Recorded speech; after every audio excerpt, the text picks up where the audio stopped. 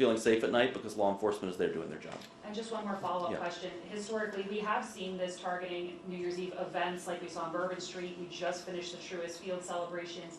Do we know why he was targeting the grocery store chain at all, or is that not public yet?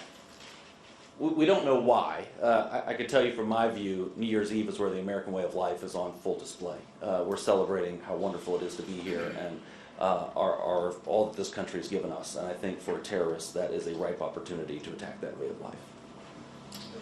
Yeah, we do have some intelligence that he was looking at a grocery store because there'd be a lot of people there. He knew there'd be a lot of people there grocery shopping, which is why we said that in our remarks.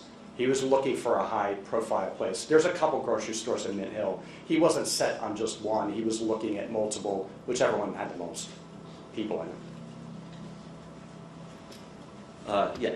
Dan King with WCNC. So you mentioned that he was arrested on New Year's Eve, correct? Correct.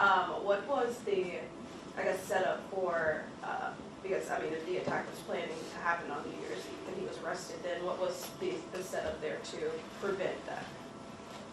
So we had multiple plans in place to make sure he was not a free man on New Year's Eve and could not cause public harm. And so that included the seeking an involuntary hold for mental health purposes, which was denied. Ultimately, the arrest was made on New Year's Eve to make sure that he was safely behind bars on New Year's Eve.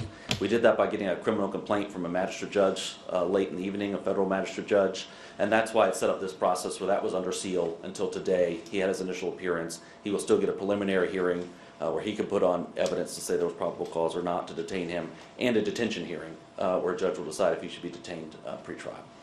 So did you believe that the attack was hours or days away? Was there any anticipation there? So we were concerned the attack could happen at any time, and I can tell you the FBI had 24/7 surveillance on this subject, all hours of night, Christmas Day, Christmas Eve, time away from their families to make sure that the public was safe, and they were authorized to make an arrest if they needed to. If he were, if he were to leave the house with guns or knives or hammers, they were going to make a probable cause arrest. So at no point was the public in harm's way here. And Yeah, just to sure. clarify, it